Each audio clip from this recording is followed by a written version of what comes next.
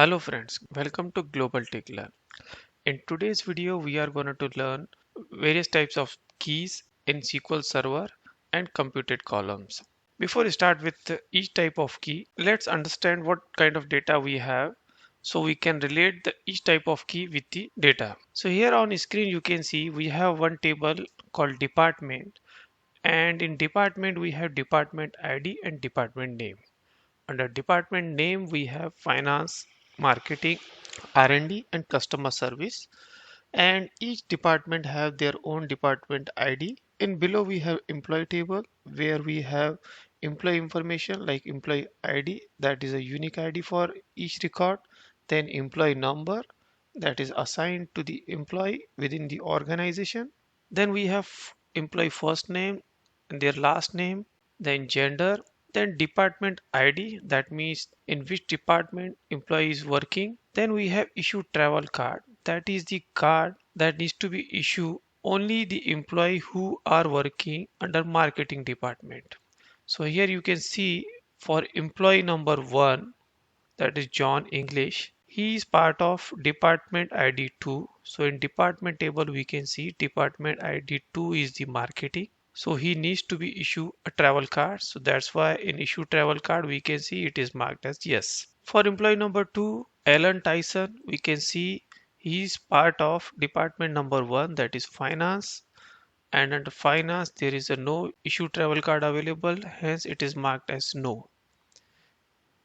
And if we look at the employee number 3, that is Dana, we can see she's part of department ID 2, that is marketing. So she needs to be issued a travel card. So it is marked as a yes. So from this data, you can relate we have employee details, and we have under employee table, we have department ID. That is the reference for the department table. Based on that, we can identify the department for the employee. Now let's try to map this data in SQL Server using different types of keys.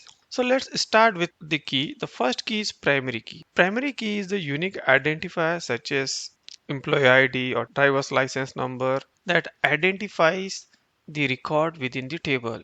Primary key is the unique identifier of the record in this table. So primary key is always a unique key that cannot be repeat, or this cannot be a null or blank in the table. So in department table you can see we have 4 different types of department, and each has their own primary key, that is department ID, and it is unique. You will not find any duplicate key over here. So let's try to create a primary key in SQL Server while creating a table. Now here we are in SQL Server Management Studio, and here you can see we have create statement to create an employee table with the columns employee ID, first name, last name, gender, department ID, and issue travel card. This is as per the structure what we seen in presentation. Let me execute this statement and see if it works. So yeah, it worked very fine, and we can see the employee table has created successfully. Let me drop this table.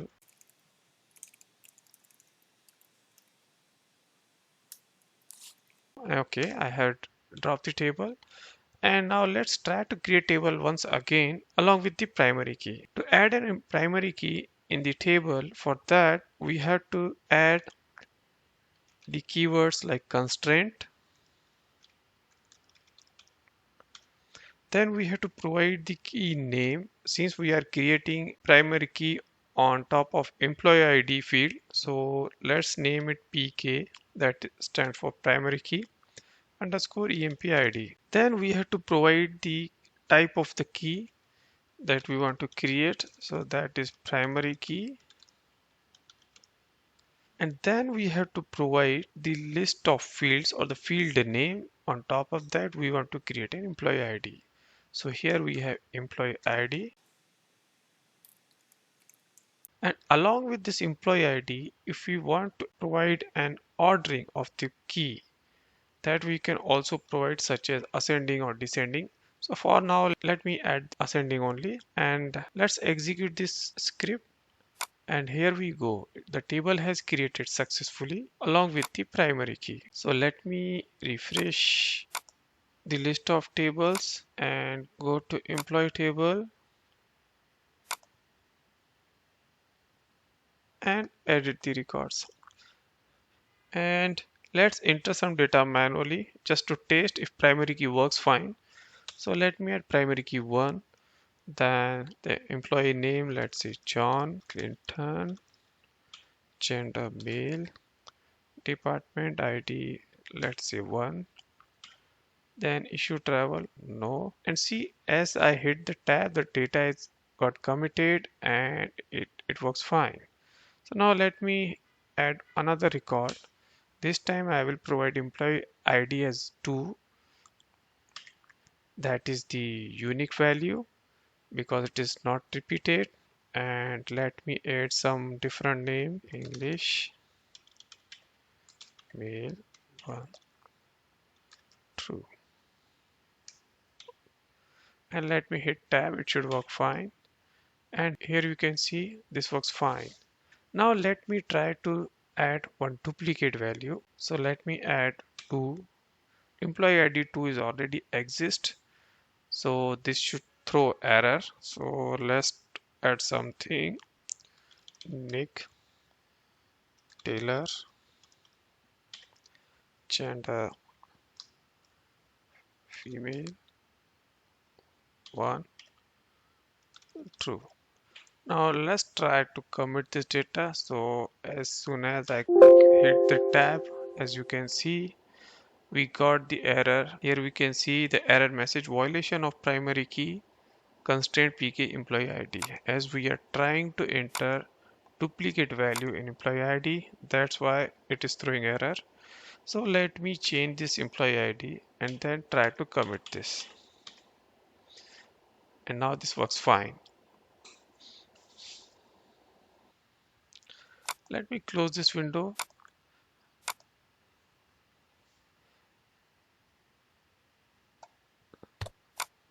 and now try to retrieve the data from the employee table that we just created along with primary key.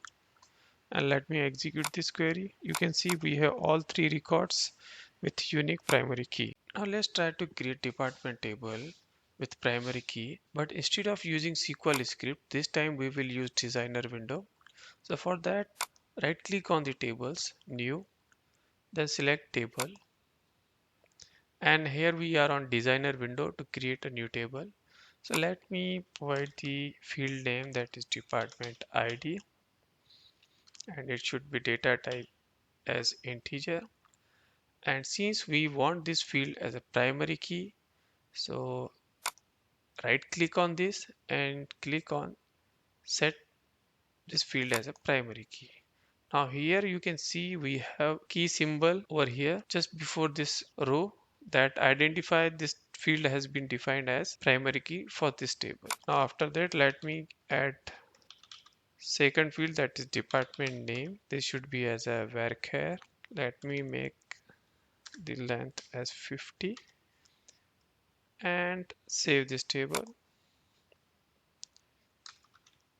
and let me give it as a name as department and then okay. Now we should have department table under table folder. So let me refresh this, and here you can see we have department table. Let me try to add data in department table. So let me enter department ID as 1, that is finance. Then we have department ID 2 as marketing. Then we have department ID 3 as R&D. Then we have department ID 4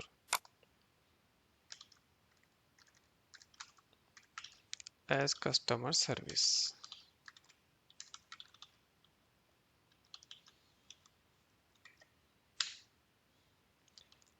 Now here you can see the data has added successfully. Let me close this window for now.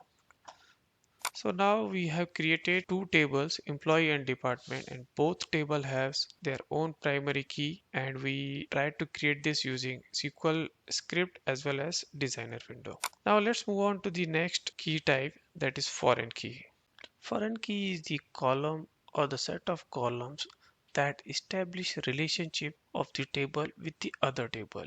So in this example here in employee table we had department ID, under that we had department number, and that are coming from department table where we had department ID like 1, 2, 3 and 5. So let's try to create an department ID field in employee table as a foreign key to the department table, so the employee table can relate with the department table to pull the department name. Let's go back to the SQL Server Management Studio. Let's list all the data. Select star from employee and list data from department.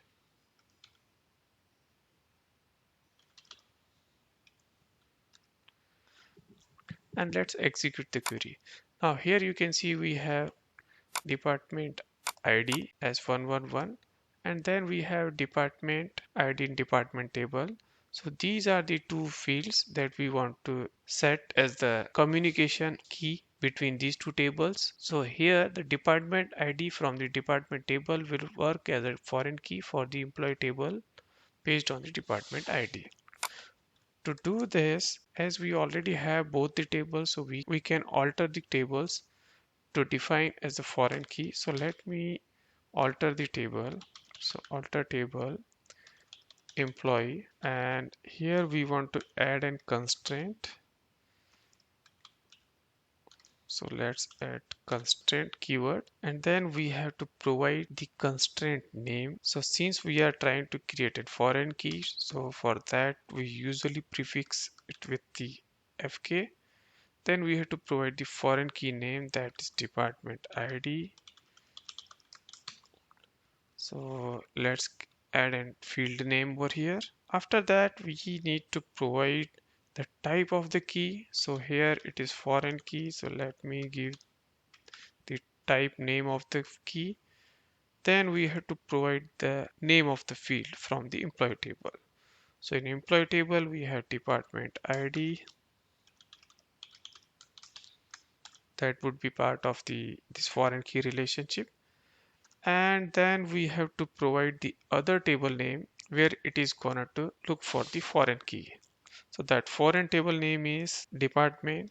So let's give the reference table name, that is references towards department table, and then we have to provide the field name, that is department ID. So let's review this query once again. So here we are saying we want to alter the table employee, and under alteration we want to add the constraint called as a foreign key department ID, and the constraint type is foreign key, and in this foreign key relationship the key involved from employee table is the employee ID, and then it will be referenced towards the department table based on the department ID field. So let me execute this script and see how it works. It works successfully.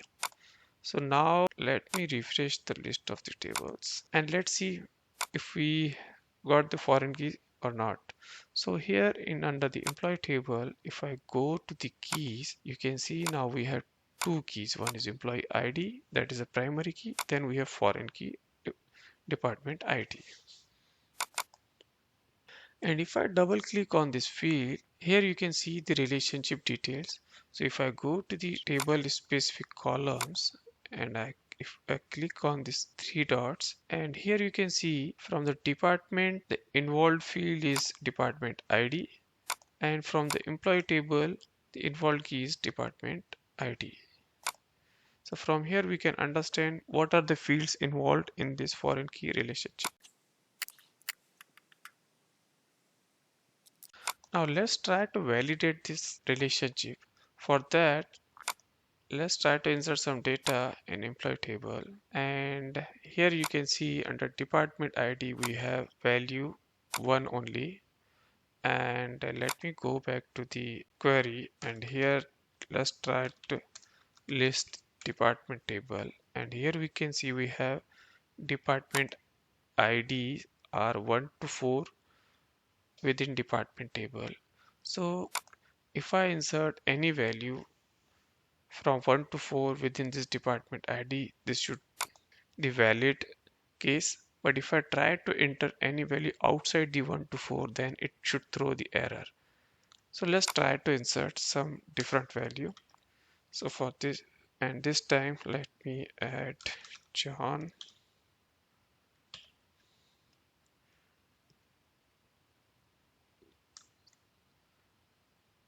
Sandy,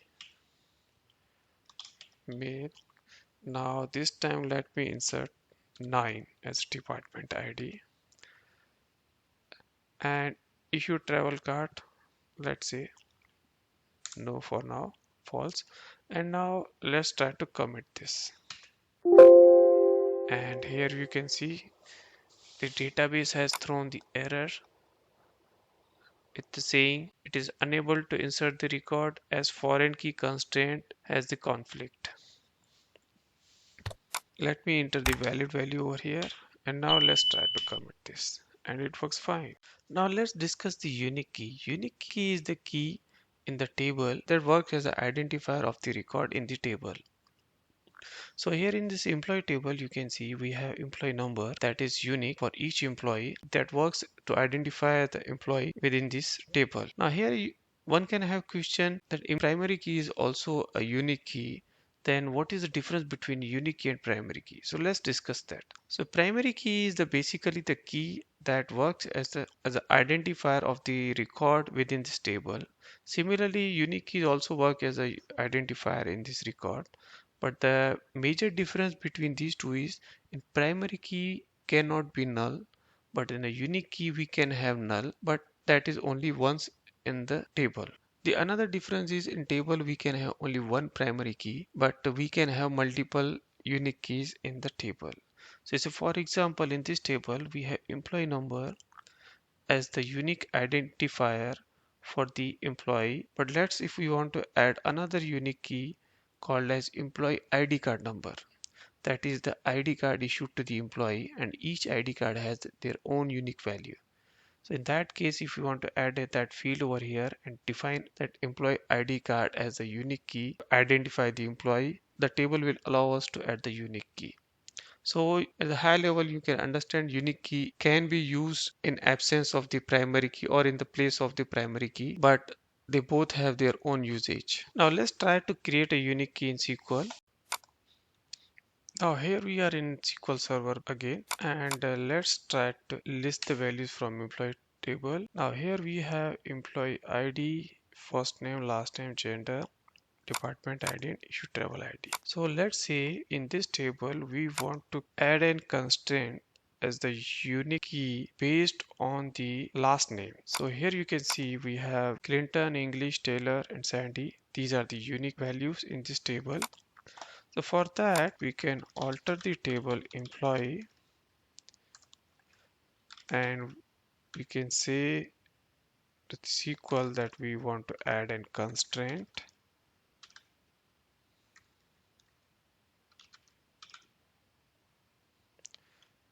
Then constraint name should be unique key, so UK underscore last name. So we want to create on top of the last name. So let's give the name, field name in the key name. Then we have to provide the type of the key, that is unique, and then we have to provide the field name, so that is last name. And that's it. Let's execute this query, and it works fine. So now let's go back to employee table. Let me refresh this, and under employee table we should see the unique key constraint. Yeah, here is the unique key constraint.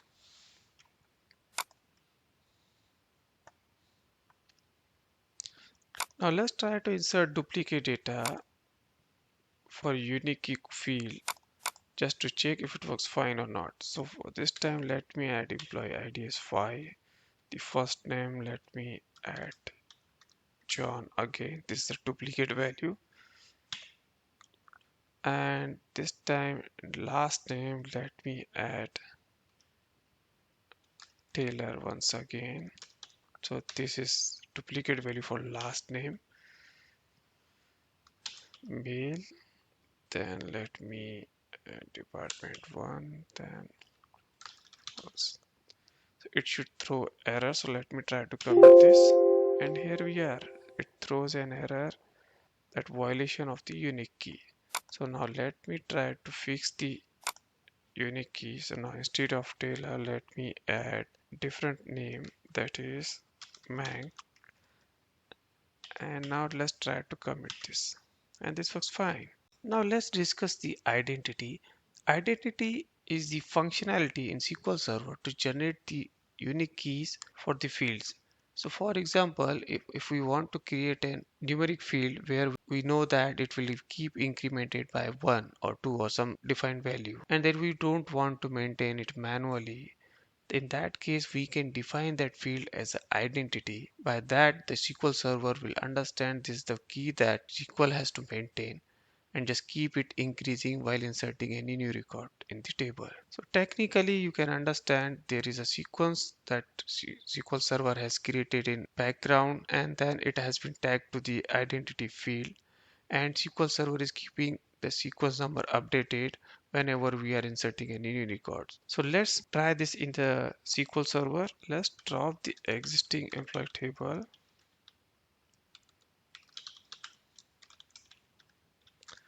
and let's create it again. And for this time I want to add the employee number as identity, and it should start from 1 and it should keep increasing by 1. And let's close this parenthesis. So let's understand what we have just added in the existing create table statement for the employee table.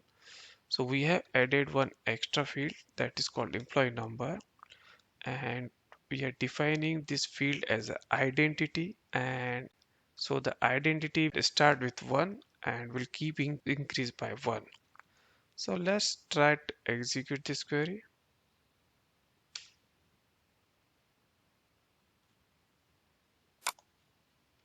Oops, we missed the data type. Let me add the data type over here and let's execute this query, and this works fine. So now let's refresh the list of the objects and try to insert some data in employee table. So here employee ID 1, first name John, Clinton, gender male, department ID 1, issue travel. I'm just adding random values. Now here we are at the employee number, and let's skip this, and you can see it is auto populated by 1. Now this time I will just add employee ID 2. Let's say Ryan, name, mail 0, true, sorry 1. Now here I will not add any value. I will just skip this field and see this is auto populated by 2. So in this way the SQL Server will value add in this employee number field that will be increased by 1. Now let's try to create the same identity field from the designer window. And for that, let me try to create a new table, and let's add only one, let's say ID, and I want to make it as an integer, and it should not be null. And let's try to make this field as the identity field. And for that, the down here you can see under properties window, we have identity specification. So here we can just mark this field as a yes, and here we can configure by what number we want to keep this increasing. So let's, as a step, we are marking as a 1 only, and then let me add something name, and save this table as the test table and close this window, and let's refresh the list of objects and go back to the test table and try to add some data over here. So ID is the identity, so I will not add something. I will just add name, that is Ryan, and Swan. Now this time I will add John, and it's true. So here you can see the identity is keep increasing based on the incremental value configured.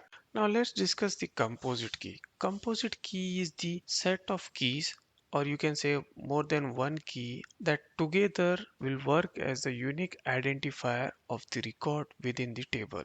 So let's try to understand the composite key in this table. Here in employee table, you can see the first name and last name together are making the employee unique in the table. So if I look at the first record, that is John, and then the last name is the English. So John English will make this record as a unique. If I remove the last name and if I will focus on the first name only, then John we have at the row number 1, then we have John at the row number 4. So if I want to make the first name as the key of this table, then it will create a problem because we have duplicate value, that is John, in the same table. And from business perspective, we can understand the first name can be repeated. Just to avoid the situation, we can use two fields or more than two fields in the table that together will work as the unique identifier in the table. There can be the cases where even first name and last name together can make the duplicate value. So in that case, we might want to add one more record to be part of the unique key of identifier for this table. In that case, we can add, let's say, date of birth or maybe address or something in the table, and we can make it the part of the composite key to identify the unique record. So for now, just let's assume we want to create a composite key based on first name and last name. So let's jump into the database and see how we can create the composite key. So here we are in database, and here you can see we have employee table. So let me remove this employee table from the database and just try to create this using the SQL statement. So here the create statement is the same like we had used previously many times, and the only change here would be while defining the primary key columns, here I will provide the multiple columns as the primary key. So that would be the first name and then last name. So these two fields together will work as the primary key, and as we have two fields as a primary key, so it will work as a composite key. And yeah, also the make sure all the keys, all the fields which are part of the composite key, it should always be the not null only.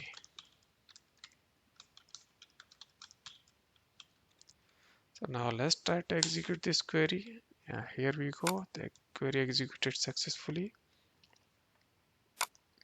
Let me refresh this and just try to insert some data in employee table. So employee ID 1. Now first name, let's say John, uh,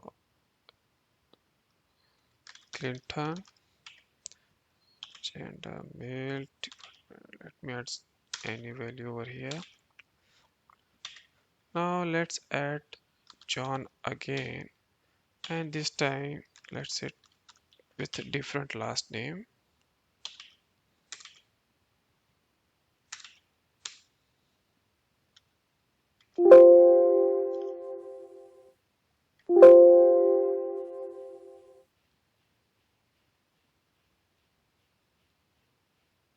Hmm, we have made some mistake. Just TP. Oh, sorry. We are adding some null in employee ID. Okay, yeah. So let's go ahead. And here you can see it accepted the John Teddy as well. Now this time let me add duplicate value John Teddy again.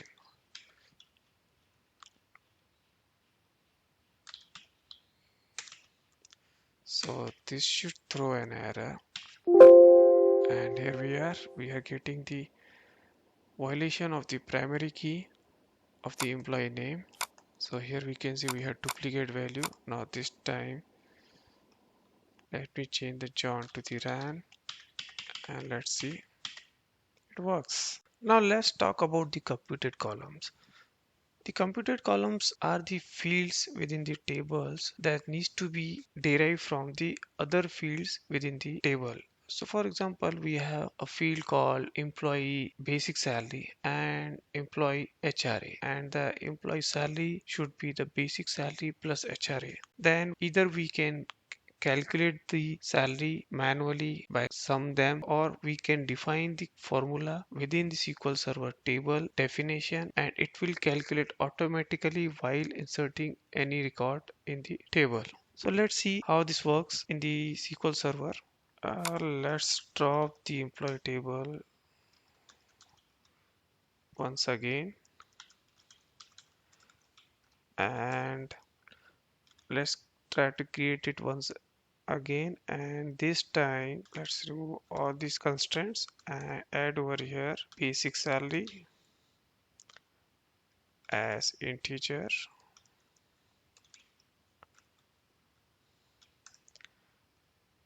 then HRA as integer, then we want the total salary as, now instead of providing any data type, here we will just provide an formula that is basic salary plus HRA.